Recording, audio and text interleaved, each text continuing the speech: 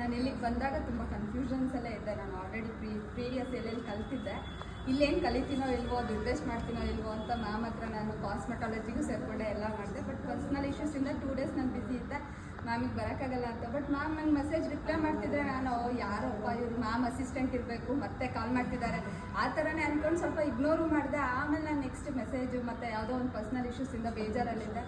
ಆಮೇಲೆ ಇಲ್ಲ ಹೋಗಲೇಬೇಕು, ಇಷ್ಟೊಂದು ಇದಾಗ್ತಿದೆ ನನಗೆ ಯಾಕೋ ಗೊತ್ತಿಲ್ಲ. ಅದೊಂದು ಸಲ ಎಳಿತಾ ಇತ್ತು, ನಾನು ಅಷ್ಟು ಈಸಿಯಾಗಿ ಬರೋಕ್ಕೂ ಮನ್ಸು ಮಾಡ್ತಾ ಇರಲಿಲ್ಲ.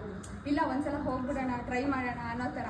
ಬಟ್ PMU ಬಂದಾದ್ಮೇಲೆ ಇಲ್ಲಿ ಗೊತ್ತಾಯ್ತು ನನಗೆ, ನಾನು ಇಷ್ಟು ದಿನ 2 ಕಡೆ ಏನು ಕಲಿತೆ, ನಾನು ಸ್ವಲ್ಪ ರಾಂಗ್ ಕಲ್ತಿದ್ದೀನಿ, ನಾನು ರಾಂಗಾಗಿ ಮಾಡ್ತಿದ್ದೀನಿ ಅಂತ ನನಗೆ ಫೀಲ್ ಆಯಿತು.